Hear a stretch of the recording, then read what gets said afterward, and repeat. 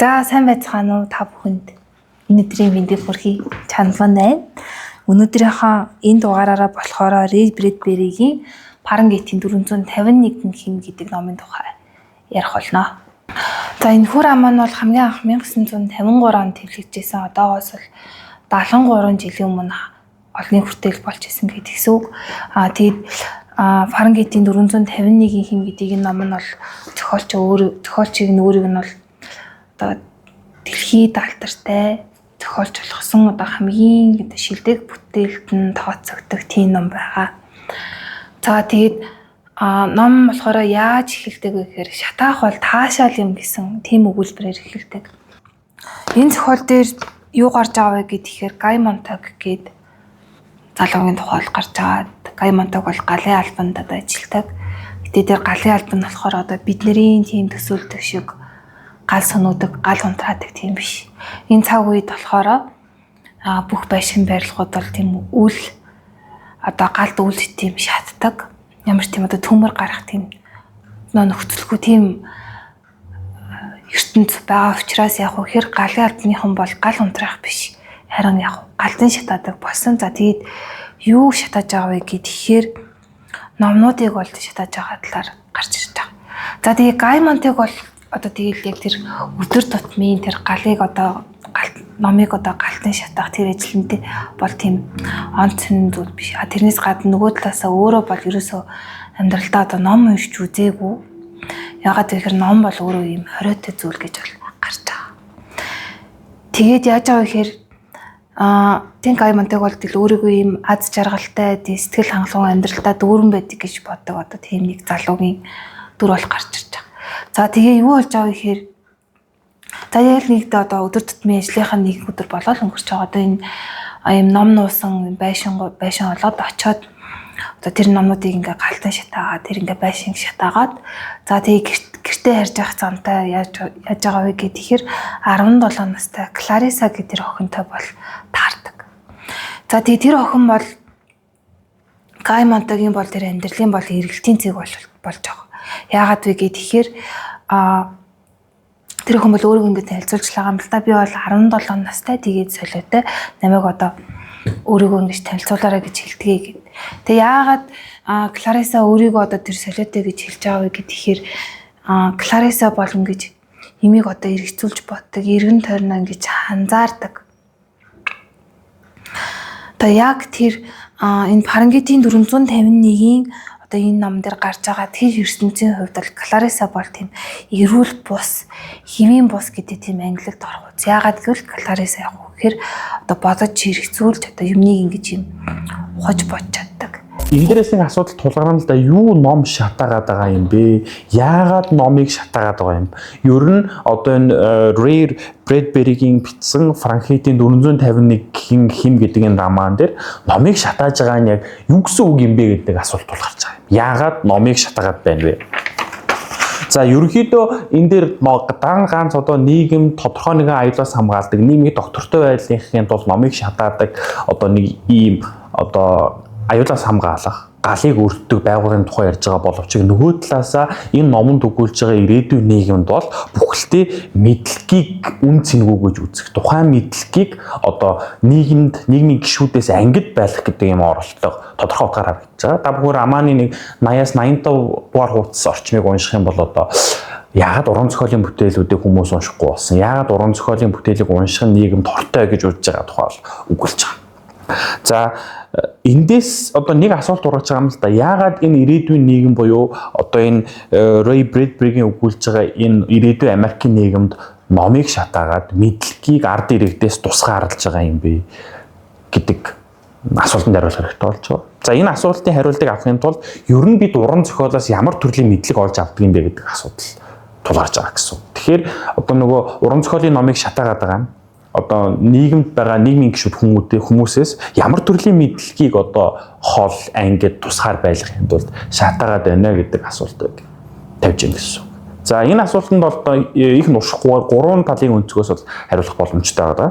За нэгт бол бид тодорхой уран зохиолын бүтээл, за түүний хам сэдв гэж хэлдэг уран зохиолын бүтээл дотор өгүүлж байгаа. Эсвэл уран зохиолын бүтээл бүтээгдэх болсон одоо тэр нийгэм соёлын нөхцөл уран зохиолын бүтээл болоод зохиолчдод нөлөөлөөд за тэгээд тэр мэдлэг бол одоо уран зохиолын бүтээлээр дамжиж одоо уншигч хүчтэй. За одоо уран зохиолын үгийг ашиглаж те одоо энэ үндэсний хэлний ч юм уу эсвэл тухайн бичигдэж байгааг хэлнийхээ одоо тэр уран дүрслэл одоо адилтгал одоо тэр сайхан одоо үгийн сангийн баялаг ашиглаад үрийг бүтээдэг урлагийн төрөл зүйл одоо гэж нэг талаар тодорхойлж болох боловч нөгөө талаасаа түүний бүтээж байгаа хүн буюу зохиогч тодорхой нэгэн нийгмээс тусгаар амьдардаг одоо тийм тохиолдол бараг л байхгүй гэж хэлж болно. Тийм учраас тухайн уран зохиолын бүтээл дотор өгүүлж байгаа болоод зохиолчийн амьдарч исэн нийгэм соёлын нөхцөл, за эдийн засаг болоод эрх зүйн харилцаа, шинжлэх ухааны нээлтүүд эдгээр зүйлийг анхаарч ойлгох хэрэгтэй. Ингэх юм бол тухайн уран зохиолын бүтээлийг одоо хүртэж хүлээж авч ойлгох болоод уран зохиолын бүтээлээс одоо ямар нэгэн танин мэдхийн хувьд одоо шин зүйлийг мэдхийн мэдлэгийг одоо хүн өөртөө одоо татж авч байгаа гэсэн үг. За тодорхой жишээгээр тайлбарлах юм бол одоо та бүхэн 15-аас 16 дугаар зууны үед бичигдсэн одоо Шекспирийн эмгэнэлт болоод энедмийн жүжигүүдийг одоо унших юм бол тухайн үеийн Их Британи, Умард Ирландын нэгдсэн улаан улсын талаарх түүхэн нөхцлүүдийн талаар тодорхой ойлголттой болно гэсэн үг. А нөгөө талаас яагаад Шекспир одоо уран зохиолынхаа бүтээлүүдэд ийм засаглалтай холбоотой асуудлуудыг хүчтэйгээр гаргаж ирсэн бэ гэдгийг ойлгохын тулд одоо Bloody Mary гэж алдарсан байдаг Мэри 1-р хатан болоод Элизабет 1-р хатны одоо улс төрийн одоо шашин дээр тулгуурсан улс төрийн сөргөлдөөнийг ойлгох хэрэгтэй болж байгаа. А энэ одоо тэр контекст гэж хэлээд байгаа хам сэдв гэдэг зүйлийг бүрэн ойлгох юм бол Шекспирийн бүтээлийг одоо бүрэн гүйцэд ойлгоно гэсэн үг. Нөгөө талаараа энэ уран зохиолын бүтээлээр дамж орж ирж байгаа түүх, нийгэм, соёл, эдийн засаг, эрх зүйн талаарх одоо мэдлэгийг өөртөө шингээж одоо шууд бус замаар урлагийн бүтээлээр дамжуулаад танин мэдхийн ямар нэгэн мэдлэгийг нэмж авч ирэх гэсэн үг. Тийм учраас энэ Ройдбергийн Франхейтийн 451-ийн хэм гэдэг зохиолдор бол одоо тодорхой тусгаар би даасан сэтгхүйтэй, шүүмжлэл сэтгхүйтэй тэр хүнийг, мэдлэгтэй хүнийг одоо бий болохгүй. Тэгээ улс төрийн хувьд бол тухайн доктортой байхын тулд танин мэдхийн одоо тэр цэнгэл таашаалаас зайлсхийдэг хүмүүсийг бий болгож байгаа тохиог болж байгаа гэсэн үг. За энэ бол одоо уран зохиол ямар мэдлэг хүнд өгдөм бэ гэдэг одоо 3 талаас нь хариулах боломжтой одоо хариултын нэг нь гэсэн үг. За тэгэхээр одоо 18-аас 19 дугаар зууны үеийн Америкийн уран зохиолын тодорхой төлөөлөл болдог Моби Дик романыг уншиж ойлгохын тулд та тухайн үеийн одоо нөгөө газар зүйн их нээлтийн дараах уугуул иргэдтэй одоо байлж ирсэн Америк орн тэр одоо уугуул иргэдтэй шинэ Америкийн одоо тэр твд очисон хүмүүсийн одоо хийжсэн дайн тулаан гэдэг зүйлийг ойлгоод тэр Моби Дик гэдэг романд хэрхэн туссныг бас харах хэрэгтэй. Эсвэл нөгөө талаас тухайн үеийн Америкийн уран зохиолд гарч ирж байсан одоо Walt Whitman тэргүүтээ одоо уран зохиолдох трансцендентализм гэж хэлдэг. Америкийн трансцендентализм нөгөө талаасаа Америкийн уран зохиолд Эдгар Аллан По, Эмили Диккенснийг дагаж гарч ирсэн харанхуй романтизм гэдэг юм хоёр зүйлийн одоо ялгааг ч юм уу гарах хэрэгтэй болж байгаа гэсэн. Тэгэхээр уран зохиолын бүтээл нь дан ганцныг дүр баатраар дамжуулаад нэг л тийм уянгийн хайлал эсвэл үйл явдлыг хөөцөлдөг биш. Тодорхой утгаараа л хүнд танин мэдхийн цэнгэл таашаал олгодог. Түүгээрээ мэдлэгийг, хүн төрөлхтний хоримтлуулсан мэдлэгийг уламжлуулдаг гэдэг нэг ийм санаа гарч ирж байгаа.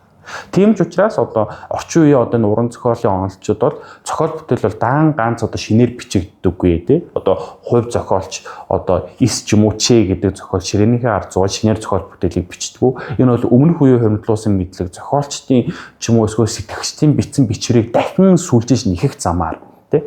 Одоо утаснуудыг шинээр ээрээд сайхан персивсийг шинээр хийж байгаа юм шиг зохиол бүтээлүүдийг бичдэг гэж хэлдэг. Тийм учраас уран зохиолын бүтээл дүрээр илэрч байгаа мэт боловч цаагаараа хүн төрлөختөнд ямар нэгэн төрлийн мэдлэгийг улбаасаар л өгдөг. За энийг бол одоо яагаад ном шатааж байгаа вэ гэдэг процесстэй энэ романд өгүүлж байгаа хэрэг явдалтай холбож тайлбарлах боломжтой. За нөгөө талаас нь ахаад харах юм бол уран зохиолоор бид ер нь дан ганц танин мэдхийн цэнгэл таашаалыг эдлээд ямар нэгэн зүйл их мэддэг болохын тулд ном уншдаггүй бас өрөөсгөл хандлага болно. За нөгөө талаас уран зохиол бол бидэнд ямар төрлийн мэдлэгийг олгодог вэ? Хүний оршихуйн талаарх мэдлэг өгч идэг. За энэ хүний оршихуйн талаарх мэдлэг гэхээр та нар нэг тийм сонин хөндлөн ч юм уу эсвэл харь сонсогдож магадгүй. Тодорхой нөхцөл байдал дотор орвол одоо тэр уншигч яах вэ гэж бодох Буюу тэр одоо зохиол бүтээл романы эсвэл зохиолын гол дүр багтрын оронд өөрийгөө тавьж ирэх зүйлэх тэр сэтгэл зүйн чадамжуудыг одоо уншигчдад бий болгодог. Энийг бол одоо emotional intelligence буюу одоо EQ гэж нэрлэдэг. За энэ бол одоо нөгөө уран зохиолд ямар төрлийн мэдлэг олгодог вэ гэдэг асуултанд гол хариулдаг ийм асуудал. Тэгэхээр та бүхэн одоо Бямбир Элжингуайн ч юм уу одоо нууцыг задруулсан захаа гэдэг зохиолыг эсвэл Шүхүрч Буниа гэдэг зохиолыг уншаад одоо нөгөө хүзүүн дээр нь хатиг гарсан дүүгийнхээ толгойг завчхаас өмнө шунуугийн байгаа тэр сэтгэл мэдрэмжийг тухайн дүрийн оронд тавьж үзээд яг тэр нөхцөл байдалд уншигч буюу тэр хувь хүн орвол яах вэ гэдэг тийм одоо хүний оршихуйн тухайн нөхцөл байдалтай уялдсан одоо дангаас танин мэднэ гэхээсээ илүүтэй мэдэрч хүртэж авч байгаа төрлийн одоо тийм сэтгэл зүйд чиглэсэн мэдлэгийг бас олж авдаг гэж хэлдэг. За энийг бол уран зохиолын одоо когнитивистууд гэж хэлдэг. Уран зохиолын одоо Марта Нусбаум дэргүүтэй философичдод гаргаж ирдэг. Тэгэхээр бид энэ яваа насандаа бол одоо тэр айхтар одоо Германы нацистуудын одоо хилмигдүүлжсэн Холокост гэх мэт одоо юм хоригдлагдчихгүй ч гэсэндээ яг тухайн үеийн түүхэн романууд баримтат уран зохиолын бүтээлүүдээр дамжуулаад тэр үеийг бол мэдэрч тусан хүлээж авах боломжтой гэж үздэг. Тэгэхээр уран зохиол бол нэг талаасаа танин мэдвэ, нөгөө талаасаа хүний оршихуйн буюу сэтгэл зүйн шинжтэй мэдлэгүүдийг дамжуулж байдаг. Ийм онцлогтой. Клариса бол Гай Монтегоос болохоор яг тэр амьдралынх нь эргэлтийн цэг болж байгаа тэр асуултыг бол асууж байгаа. Тэр асуулт нь юу вэ гэхээр та аз жаргалтай хүн үү гэд. За тэгэд Монтег бол бодож байгаа би нэрээ ер нь ингээд би аз жаргалтай хүн юм уу? Би бол угаасаа л аз жаргалтай хүн юм чи ингээд мэдээжийн хэрэг биш юм шүү гэж бодож байгаа. За тэгээ бодож байгаа л гээл өрөөнийхөө одоо өшгөө агаад ингээл гэрлээ унтраагаал юм харанхууд бодлогоширч сууж агаад ямар дүнэлтэнд төрж байгаа вэ гэхээр би бол ерөөсөө л аз жаргалгүй хүн юм байна гэдгийгсэн тийм дүнэлтэнд төрж байгаа. За тэгэхээр энэ мөчөөс болохоор яг юу эхэлж байгаа вэ гэхээр Гай Монтег бол яг уу гэхээр одоо өөрийнхөө тэр аз жаргалтай одоо бүрэн дүүрэн хэвийн сайхан гэж бодож байгаа тэр амьдралдаа бол яг эргэлзэх нь эхлэл нь бол болж байгаа. За тэгээ номын үйл явдал цаашаа яаж өрнөдөг вэ гэхээр эхнэр нь одоо тэр оройноо яг ингээд бодлогошроод өөрийгөө одоо аз жаргалгүй гэдгийг ухаарж байгаа тэр шүн нь болохоор эхнэр нь бол им уугаад амиа орлохыг ингээд оролцсон байдаг. Тэгээ ийм түргэн тусламж дууссан чинь ийм 2-3 залуу ирэнгүүтээ яаж байгаа вэ гэхээр одоо зүгээр л эхнэрийнх нь ингээд тэр дотор бүх химийг ингээд хорволж аваад цусыг ингээд сольж байгаа. Тэгээ ерөөсөө тийм тэгж яхтай зүгээр л бас л нэг тийм өдөр тутмын тийм онцгой сонин тохиолдол биш. Тэгээ өдөр тутмын зүгээр л одоо нэг юм алхдаг иддэг гэдэг шиг тийм зүйл хийж байгаа юм шиг. Угаасаа ингээд шүн болгон л иймэрхүү тохиол ингээд 9 сараараа гардыг ингээд тиймэрхүү байдлаа бас ингээд хандж байгаа. Тэгэхээр одоо тэр нийгэмд болохоор тэг хүн амиа хорлох, тэг аз жаргалгүй байх тэр зүйл нь бол ингээд хэвийн болцсон тиймэрхүү зүйлийг бол харуулж байгаа. За тэгээ энэ эргэлзээнээс болохоор юу ихэлдэг вэ гэхээр ер нь тэ ном шатах зүг юм уу? Өөрийнх нь хийж байгаа ажил тийм зөв зүйл үү? Тэгээ би ер нь яг юу шатаагаад байгаа? Юуг яг ингээд энэ нийгэмд ингээд хориглосон байгаа гэдэг тэр асуултыг бол манай гол дүрийн залуу бол өөрөөсөө асууж эхэлдэг. За ийм сонирхолтой бүтээл байгаа. Тэгээ Парангидийн 450-ны гарснаасаа хойш бол ийм ёс бус үг тий одоо ийм жоохон хүүхдэд уншуулж болохгүй тийм үгнүүд агуулгдсан гэдэг шалтгаанаар бол одоо хит хит удаа хориглогдох гэж хүмүүс бол хориглох гэж оролцсон байдаг. Гэтэ бол одоо бол хамгийн одоо өргөн нийтээр уншиж байгаа тэр номуудын нэгээр бол нэрлэгдэж байгаа ийм бүтээл бол байна. Энэ ном нь бол одоос бүр 76 жилийн өмнө 1953 онд анх гарч байсан ч гэсэндээ яг одоогийн бидний одоо тэр аажмаар багаар төгж байгаа тэр нийгмийг үзүүлж харуулснараа одоо маш онцлог бүтээл байгаа.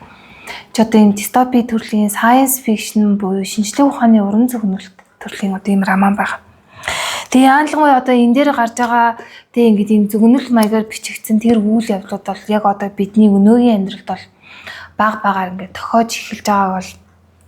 За тэгэхээр жишээлбэл одоо би та бүхэнд За энэ Ray Bradbury-гийн Fahrenheit-ийн 451-ийн хим гэдэг роман дээр бол номыг шатааж байгаа гол зорилго нь бол хүний шүүмжлэл сэтгэлгээ ямар нэгэн зүйлийг танин мэдэх процессыг доголдуулах. За энэний цаагуур бол тодорхой улс төрчд юм уу их мэдл бүхий бүлэг өөрсдийнхөө гаргаж ирж байгаа ямар нэгэн санаа улс төрийн суртал ухуулгыг одоо нөгөө иргэдийн эсэргүүцтэй тулгархгүйгээр одоо шахах ийм оролдлого хийхийн тулд унших гэдэг дадлыг үгүй хийж байгаа гэдэг энэ процессыг харж байна. Тэгэхээр уран зохиол мэдлэг хүний танин мэдхүйтэй холбогдож байгаа нэг байдал нь бол хүн шүүмжлэл сэтгэлгээ гэдэг зүйлийг бас өгдөг гэж хариулж байгаа. Тэгэхээр одоо энэ номыг шатааж байгаа мэдлэгийг нийгмээс хоригдж байгаа энэ дистопи шинжтэй роман дээр гаргаж ирж байгаа нэг чухал санаа бол номоор дамжуулан олж авж байгаа асуудалд ёс зүйн болоод сайн муу гэдэг ёс зүйн тал сайхан муухай гэдэг гоозын үнэлэмж өгөхөөс өмнө шууд хүлээж авдаг. Ямар нэгэн зүйлийг шүүн тунгаахгүйгээр шууд одоо ус уудаг цааш шиг хүлээж авдаг ийм иргэдийг бэлтгэхийн тулд унших гэдэг дадлыг хоригдж байгаа гэсэн. За энэ уран зохиол шүүмжлэл сэтгэлгээтэй яа хэрхэн холбогдсон бэ гэдэг асуудалд эртний мэрэгд гэж хэлдэг. Эртний грекийн философчлос ихтэй хариулсан байдаг. За үүний нэг тодорхой жишээ нь бол Аристотл болоод Платон нарын маргаан явж идэг.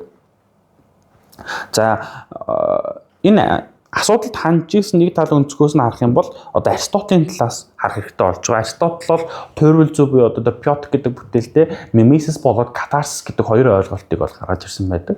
За мимесис нь бол одоо их ойлгомжтой те өдр бол дуурайх, урлагийн ямар нэгэн бүтээлүүд, уран зохиолын ямар нэгэн бүтээлүүд бодтой үйл явдлууд ертөнцийн аль нэгэн хэрэг явдлыг ялгаатай хэлбэрээр дуурайж идэг л гэж хэлж байгаа. Бүжиг бол одоо юу гэдгийг салхинд өвсний нахилзах хөдөлгөөний хүний биеэр илэрхийлж байгаа. Зураг бол одоо биер бихээр орчлонгийн ямар нэгэн үзүүлэлтийг дүрсэлж байгаа гэж хэлдэг. За энэ бол одоо ойлгомжтой мемесис. Нөгөө талаас катарсис гэдэг ийм ойлголт гарч ирж байгаа.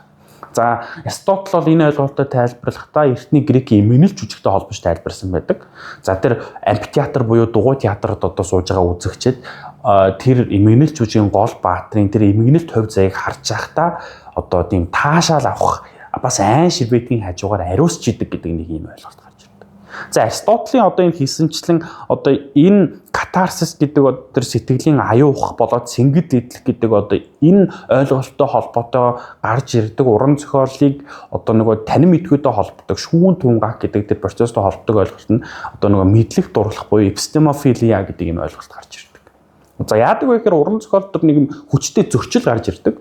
Ямар нэгэн одоо нэм turning point гэж хэлдэг эргэлтийн цэг гарч ирдэг. За тэгэхээр тэр эргэлтийн цэг хэрхэн шийдэгдсэн бэ? Тэр асуудал үүсэж байгаа тэр нэг юм гох хэрхэн тайлагдсан бэ гэдгийг уншигч танин мэдэж ойлгохын тулд одоо 800 хуудастай эсвэл 1000 хуудастай Достоевскийн Карамазовын хөвгүүд гэдэг романыг уншиж дуусгадаг гэж тайлбарладаг. Тэгэхээр нэг талаараа энд одоо ямар нэгэн зүйлийг танин мэдэх гэдэг одоо тэр хүсэлтэн тулгуурлаад дахиад шүүмжлэл сэтгэлгээ ямар нэгэн зүйлийг асуудал логик тулгууруулж эсвэл одоо тэр сэтгэл мэдрэмж бүхий бичвэрээс асуудлын шийдвэрийг олж харах шүүмжлэл сэтгэлгээ тодорхой дараалтай сэтгэх түүний талаар таамаглал дэвшүүлэх чадваруудыг хөгжүүлж идэг гэж харагдав. 1984 гэдэг номон дээр болохоор ийм одоо ийм цөөнх бүлэг одоо дарангуулагч бүлэг гэх юм уу одоо эрх мэдэл бүхий хүмүүс одоо тэр ингээд ийм тогтолцоог нийтээр нь ингэж дарангуулахын тулд тэ ингээд эрх мэдлийн ингээд ийм баацхын тулд ийм хүмүүс нь өөрсдөө ингэж даглагдаж байгаа байдлаар гардаг. Тэнгүүд Фahrenheit-ийн 451 дээр болохоор юу н онцлог вэ гэхээр энэ ном шатаадаг болсон тий хүмүүст одоо энэ мэдлэгийг ингэж хязгаарлаж байгаа хязгаарлахад хүргэж байгаа тэр үйлдэл хүмүүст нь тэр одоо хүчин зүйл нь юу вэ гэхээр ингээ хүмүүс өөрсдөө болж итгэж хуурж байгаа талаар гарч ирж байгаа. Ном унших хүмүүсийн хэрэгцээ бол өөрөө багасж байгаа. Яаж багасж байгаа вэ гэхээр номыг эхлээд 15 минут турангуулаад сонсож байгаа. Дараа нь 2 өгүүлбэр, дараа нь 1 өгүүлбэрт багтдаг болж байгаа. Ерөөсөө тэгж тийм тухтай удаанаар ном унших шаардлага нь ингээ баг багаар хумигдаж эхэлж байгаа гэдгийгс. Энэ болохоор одоо ингээ бид нар бол юм кино төвчлөл, ном төвчлөл ч юм уу те альбом төвчлсөн зүйл бол одоо маш өргөн дэлгэрээр гарч ирсэн. Тэгэхээр одоо мэдээж ингээ хэрэглэгч нь өөрөө байж иж тэр зүйл бол ингээ нийгэмд оршин тогтно тэнгүүд 451 дээр яаж байгаа вэ гэхээр хэрэглэгчид өөрсдөө ингэж хомигдож байгаа учраас яг үхээр ном даагаад хомигдож байгаа. Ном унших тэр хэрэгцээ өөрөө байхгүй болж байгаагийн улмаас ямар үр дүнд хүрч байгаа вэ гэхээр хүмүүс бол номыг яг хэрэггүй зүйл гэж үзээд хоригдсон зүйл гэж үзээд яв. Шатааж байгаа. За одоо жишээлбэл энэ дээр ингээл гарч байгаа юм л та.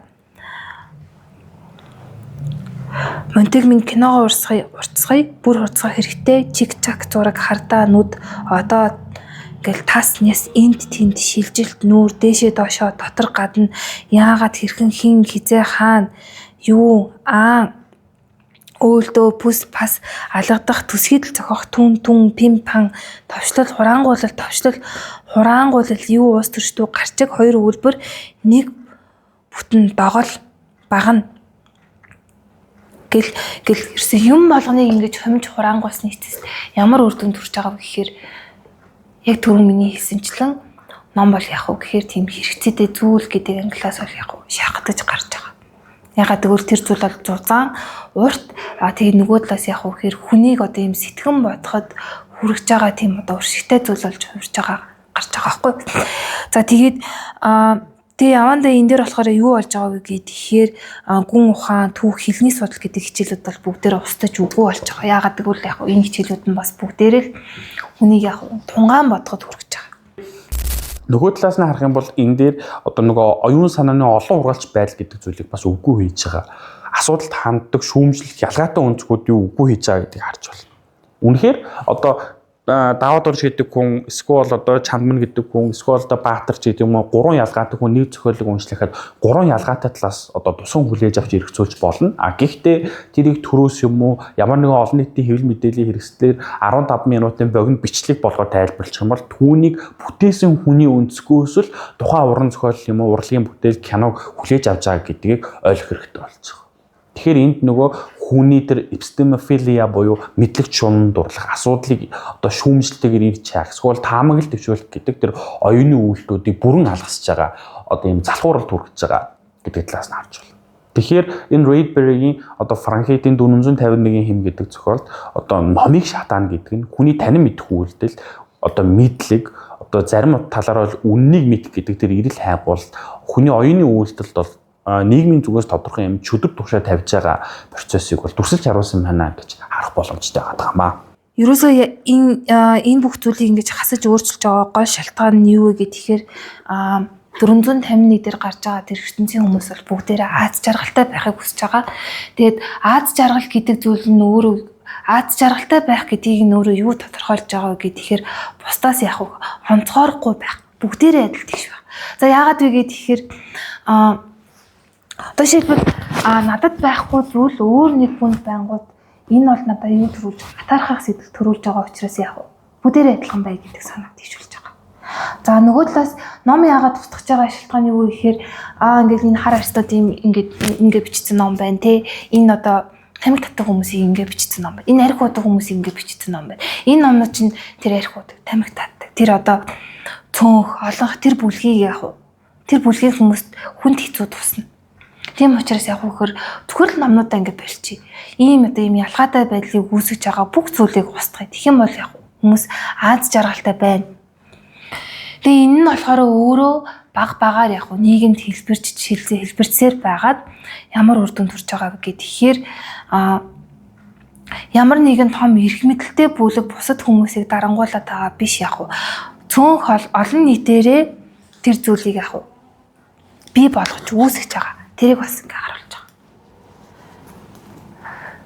Энэ утгаараа болохоор Фаренгейтийн 451 гэдэг ном бол яг үхээр 1984 одоо өөр амьтны перм тий яг юм нэг хүний дарангуулалт байгаа юм ялгарч байгаа.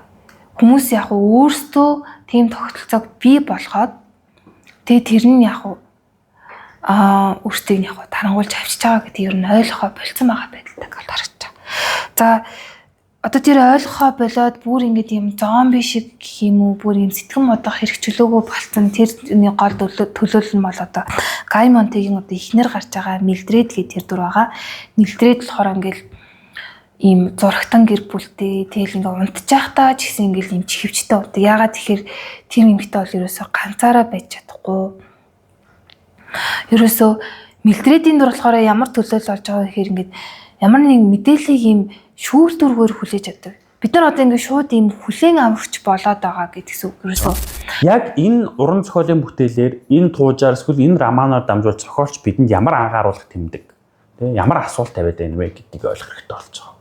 Тэгэхээр ямар ч одоо нөгөө тодорхой асуудал хөндөөгүй зүгээр сайхан уянгийн бие баатрын сэтгэл мэдрэмжийг илэрхийлсэн уянгийн яруу найргаас ялгаатай энэ хүүнэл зохиол ялангуяа одоо энэ романы харьяалал гэж байгаа дистопийн уран зохиолын төрөлжлүүд бол ирээдүйд байж болох одоо ийм асуудлуудыг олж хараад уншигчдад сануулдаг нэг ийм онцгой одоо онцлог шинжтэй байдаг. Энэ роман дээр ч гэсэндээ одоо энэ онцлог шинж нь бол бүрэн гарч ирж байгаа гэдгийг харж байна. За яг энэ дистопи гэж хэлээд байгаа энэ ойлголтыг сонсогчд ойлгомжтой болгож тайлбарлах хэрэгтэй болж байгаа. За 1518 онд бол Томас Мор утоп гэдэг нэртэй зохиол бичсэн. Утоп арал гэж хэлдэг. За энэ утоп гэж яг юу хэлээд байна вэ гэхээр хүн төрөлхтний байж болох одоо хамгийн сайн сайхан ирээдүй тий одоо нөгөө хэрэгцээнийхээ хэрэг ямар нэгэн зүйлийг олж авдаг, ямар ч зовлон шанал өвчин байдаггүй, хүний аз жаргалтай амьдарч болох байсан тийм сайхан нийгмийн тухай одоо утоп зохиолуудад бол үгүүлдэг. Харин үүний эсрэгээр дистоп романуудад юу үгүүлдэг вэ гэхээр ирээдүйд байж болох хамгийн муу нийгэм, хувь хүний тэр бие даасан чадваруудыг тэ оюун санааны за тэгэл нийгэмд орших, нөхөн үржих гэдэг тэр асуудлуудыг бүхэлд нь бүчиж авсан улс төрийн системүүдийг үгүүлжсэн байдаг. За яг энэ дистопи романы одоо хамгийн хүчтэй төрөлтүүдийг харах юм бол дэлхийн 1-р дайны дараа мөн дэлхийн 2-р дайны дараа одоо гайхамшигчийн ертөнц Жорж Оруэллийн 1984 амтны ферм за бидний ярьж байгаа энэ Брэдберигийн Франкентийн 451-ийн хим гэдэг одоо энэ зохиолууд бичигдсэн байдаг. Тэгэхээр тодорхой утгаар бол нийгэм улс төрийн докторгүй байдлын араас энэ дистопи романууд бичигддэг гэсэн үг. За асуудалд яг энэ дистопи романы тухай ярихдаа бүгд нэг 3 зохиолын талаар тий одоо өнөөдөр өгүүлж байгаа энэ Франкентийн 451-ээс гадна за Жорж Оруэллийн 1984 за Олдос Хакслийн гайхамшиг чин ертөнц романтай харьцуулаад энд яг ямар асуудлуудыг өгүүлээд байна гэдгийг харьцуулж харах нэг юм үзэг хүсэж байгаа гэсэн үг. За Франкентийн 451-ийн хим гэдэг энэ Брэдберигийн зохиол бол онцлогтой. За Жорж Оруэллийн 1984 за Олдос Хакслийн гайхамшиг чин ертөнц дээр бол одоо тодорхой эрх мэдлийн босоо тэнглэгт буюу төрөөс ард түмнийг одоо айцсаар болоод бүр гений инженерчлэлээр дамжуулаад нийгмийн тодорхой үзэл суртал асуудлуудыг тулгаж байгаа тулгалтуудыг харуулдаг. Харин одоо энэ Франкентийн 451-ийн хим гэдэг романд бол за яг галын алба гэх мэт одоо нийгмийг одоо аюулаас хамгаалах юм албадлогын байгууллага байгаа гэж өгүүлж байгаа боловч дээрээс хувь хүнийг дарах гэдэг одоо тийм босоо одоо тэнхлэгийн асуудлыг биш хэвтээ тэнхлэхтэй одоо ном уншдаг тодорхой утгаар асуудлыг шүүмжлэлтэйгээр хардаг мэдлэгтэй танин мэдвхийн одоо тэр асуудлууд нээлттэй ханддаг хүмүүсийг нийгмийн гишүүд өөрсдөө нэг хянах юм хэвтээ тэнхлэгийн их мэдлэг харуулдагаараа ялгаатай байгаа. Тэгэхээр одоо тодорхой утгаар бол одоо 1953 онд гээд өмнөх дурдсан романуудаас 15 жилийн хойно бичигдснээр бас энэ ялгаа гарч байгаа бас үгүйсэхгүй маа. За ерөөсөө л энэ дистопи романууд дээр одоо гол дурдж байгаа санаа бол тэр тааламжгүй ирээдүй хүнийг бүрхэж авч байгаа технологи болоод улс төр хүчний асуудлуудыг дурдж байгаа. Одоо жишээ нь 1984 роман дээр бол технологийн хяналтын хэрэгсэл болгож ашигладаг. Одоо айл болгонд байдаг телекамер гэдэг юмар дамжуулаад айл болгоныг хяндаг. Эсвэл бол одоо нөгөө босоо удирдлагатай одоо иргэдийг тагнах тогтолцоо эсвэл иргэдэд тагнах тогтолцоог ярьж идэг. Ийм онцлогтой байдаг. За харин гайхамшиг чин ертөнц дээр бол нөгөө технологийн ололтыг одоо технологийн ололтоор дамжуулаад хүнийг төрхөөс нь бүр төрсэн цагаас нь төрхөөс нь өмнө үр хүрэл байхад нь одоо нийгмийн нэг эрх шураг, нийгмийн нэг давхархад харьяалагддаг хүн болгож бүтээж байгаа тухай. За тэгээ альфа бооч төрөх юм бол бусад хамгийн доор байрлах альфа бооч төрөх юм бол нийгмийн бусад бүлгэгэнд үйлчилж байгаа. Тэр нөгөө хүний одоо нөгөө юм хувь заяа гэдэг зүйлийг улс төр нийгэм нь өөрөө кодолж тухайн нийгмийг доктортой байлгаж байгаа тухай өгүүлждэг. За харин одоо энэ Франкентийн 451-ийн хим роман дээр гаргаж ирж байгаа гол одоо тэр дэвшүүлж байгаа ирээдүйн нийгэм тулгарч болох асуудал нь хүмүүс өөрөө тэр танин мэдих асуудалд шүүмжлэлтэй хандах гэдэг чадвараасаа орхон зайлж бултах юм бол одоо ямар асуудал тулгардаг вэ Тэ ямар нэгэн асуудлыг шүүн тунгаахгүй, эргэцүүлэхгүйгээр тухайн асуудлыг одоо ингээд шууд өөртөө нааж аваад ах юм бол тэ эсвэл шууд одоо үнэн мэтэр хүлээж аваад ах юм бол ямар асуудал болдог вэ гэдэг энэ роман тодорхой харуулж байгаа. Би одоо Гай Монтигийн эхнэрийн дүр нь болохоор одоо тэгэл тэр нийгэм одоо тэр хүрээлэн буй орчин өөрт нь яг юу ингээд зөв гэдгийг хэлж өгч ийн яг тэрийг ингэж даган дураад яг тийм одоо юм зомби шиг, юм робот шиг тийм дүр болж байгаа. Тэг яаж байгаа гэхээр Гай Монтиг бол эхнэртээ одоо юм ном уншиж өгөх гэж үзэж байгаа. Тэг тэгсэн чинь ингээл эхнэр нь айгаал ингэж сандарч байгаа. Яагаад вэ гэхээр ном бол аюултай, мэдлэг бол аюултай зүйл гэдэг тэр ойлголтыг бол яг хүмүүст өгсөн байна. Яагаад вэ гэхээр хүмүүс мэдлэг хуримтлуулах тусам яг мэдлэгтэй байх тусмаа хүн хоорондын ялгаатай байдал бол үүсэж байгаа. Тийм учраас мэдлэггүй байснаар яг бүгднийг яг эргэжтэйш байлгаж байгаа. Тийм нийгмийг бол тогтсоосон байгааг харуулж байгаа. Тэгэхээр ерөөсөө энд одоо гаргаж ирж байгаа гол санаа нь бол асуудалд шүүмжлэлтэйгээр хандаж танин мэдснийхээ араас шийдвэр гаргадаг нийгэм. Энэ асуудал одоо хэрвээ 50-аад он 53 онд одоо зохиогч нар манай бичсэн гэж үзвэл ирээдүйд одоо бас тодорхой асуудал болох юм байна гэдэг зүйлийг олж харж ирсэн энэ роман дээр тодорхой болсон байна.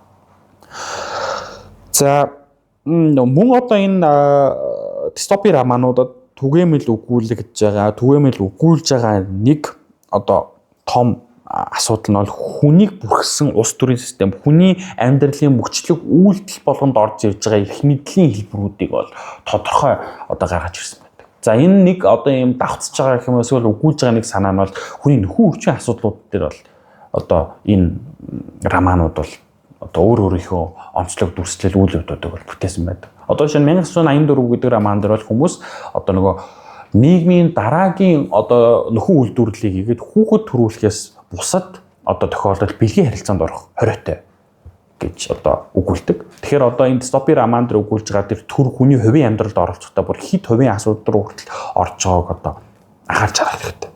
Харин гайхамшигт шинэ ертөнц буюу Олдос Хакслийн роман дээр бол бүр хүний хүүхэд байхад нь хүмүүс бол ерөөсөл бэлгийн замаар үүсэх гэдэг зүйл хориотой болоод зөвхөн лабораторид одоо үрийг шилжүүлэн суулгаад тодорхой одоо тийм давхаргад таарсан альфа эсвэл бета гэдэг тэр давхаргынхаа чадвар таарсан одоо тэр генийг авч төрж байгаа ийм асуудлыг өгүүлдэг. Харин Франкентийн 451-ийн хим гэдэг энэ зохиол дээр бол тодорхой сул дурдсан боловч ахаад нь хүний нөхөн өрчгүүдэд холбоотой асуудлуудыг дурдж байгаа нь хүмүүс өвдөлтөөс зайлсхийгээд зөвхөн одоо хийсвэр гэж хэлдэг те хийсвэр хагалгаагаар одоо ингэж төрж байгаа асуудлуудыг авч өгүүлсэн байдгаар бол онцлогтой.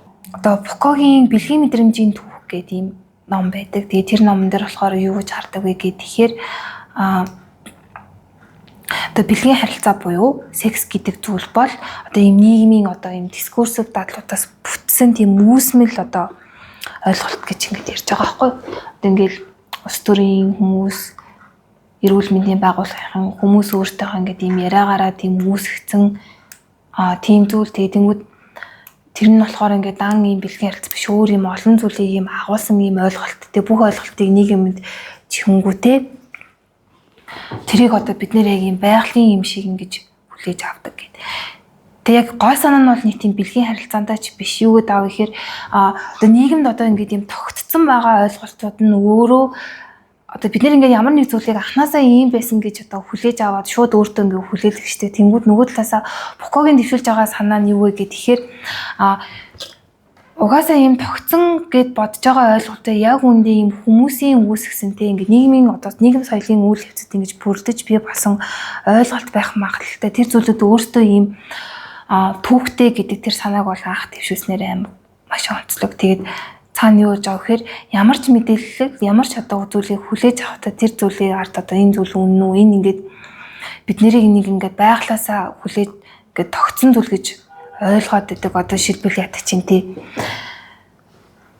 Одоо тэр 451-ийн ертөнцид бол гарч байгаа байхгүй тэр нэг аз жаргалтай байх гэдгэндээ ингээл баян ингээл тэр зургтайхаа ингээл тэр гэр бүлтэй ингээл ярилцаал баян ингээл чивштэй ингээл юм сонсоол яг тэр нийгэм тогтсон байгаа тэр хим хэмжээг дагаж амьдрах нь өөрөө аз жаргалтай байсан гэсэн тийм одоо ойлголтыг бол яг хүн төрхөөс нь төрүүлж байгаа гэдэг юм.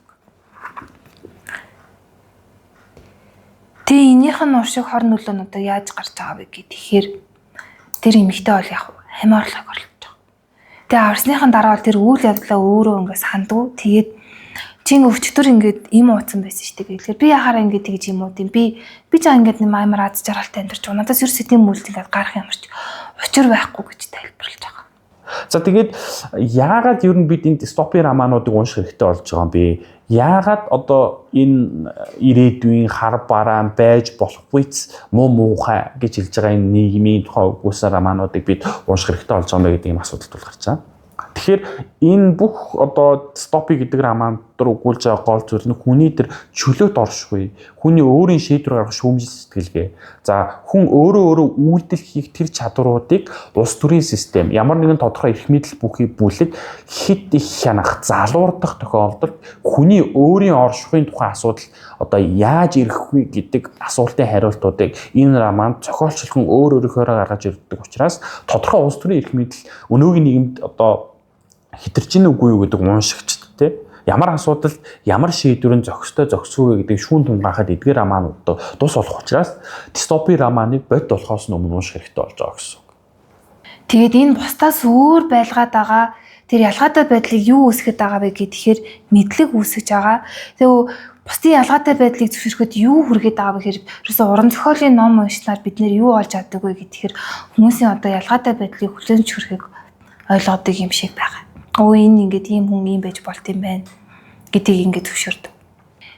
Энэ зохиол дээр яг ингээд нийгэмд номыг ингээд тийм хоригдсан юм шиг харуулад байгаа боловч яг үүндээ бол ном унших шаардлага үүсэгэн улмаас ном өөрөө хэрэгцээгүй болж байгаа. Тэр бид нар одоо яг ийм тийм зүйл рүү өөрсдөө явж гинэ үгүй юу гэдгээ бас анзаарч бодмоор санагдсан. Бид яагаад дистопи романыг бод амьдрал дээр бод болохоос өмнө унших хэрэгтэй байгаа юм бэ гэвэл энэ тодорхой хүч, улс төрийн эрх мэдэл, ямар нэгэн эрх мэдлийг хэрэгжүүлж байгаа байгууллагын одоо нийгэмд үзүүлж байгаа тэр үйлдэлүүд нь ямар хэмжээнд зохистой вэ, зохисгүй вэ гэдэг асуудлуудыг олж харахад уншигч тусалж байгаа гэсэн. Тэгэхээр одоо ямар нэгэн одоо хүнд одоо дан ганц төр бус ямар нэгэн тодорхой одоо давуу хүчтэй бүлэг нөгөө бүлэгтээ айцыг ашиглаад байна. Эсвэл таашаалыг ашиглаж өөрийнхөө одоо тэр их мэдлийг хэрэгжүүлээд байна. Эсвэл тухайн зүйлийг шүүмжлэлтэйгээр бодож сэтгэхгүй байгаа, уншиж судлахгүй байгаа талыг нь ашиглаад өөрийнхөө тэр одоо ашиг хонжтой нөхцөл байдлыг үүсгэж гинэ гэдгийг анхаарч харахад эдгээр романууд тусалж байгаа гэсэн. Яг гоо одоо Монгол хүний бэлэгдэл одоо тэр сэтгэлгээгээр харах юм бол байж болохгүй муу ёртой одоо муу муухай нийгмийг зөвхөн харуулж байгаа боловч энэ сэрэмжлүүлэх үүднээсээ уран зохиолын бүтээлийн хувьд энэ асуудал, энэ хүч, энэ эрх мэдэл энэ хэмжээндээ хэрэгжүүл зохистой гэдэг зүйлийг олж харахад тусалж байгаа юм. Бидний өнөөдөр ярьж байгаа энэ Франкетийн 451 хэм гэдэг романд хүртэл одоо өгүүлж байгаа асуудал бол яг энэ тал руугаа чиглэж байгаа гэсэн. Өнөөгийн хит их рил үздэг, за бүх уран бүтээл романыг товчилж үздэг, киног ч гэсэндээ одоо 15 минутын бичлэг, 20 минутын бичлэг болгоод хумаад YouTube-аар ороод үздэг. Энэ нийгэм бол яг энэ Ray Bradbury-гийн өгүүлж байгаа Франкетийн 451 хэм гэдэг романы гол тэр өөрийн чадлаар тунгаан бодох, өөрийн оюуны хэрэгцээ, өөрийн тархины чадлаартай асуудалд хандах, шүүмжлэлгээ хөгжүүлэх гэдэг энэ асуудлуудыг ойлгож харах гол хөшөөрөг болж байгаа гэж хэлж байна. Аливаа мэдээллийг өөртөө шууд хүлээж авахгүйгээр түүний цаана яг үнэн худал хэсгийг нь одоо тунгаах, нэг ч удаа олтгоо эргэлзэж үзэх, яагаад гэдэг асуултыг тавих хүнд бол маш чухал юм шиг байна.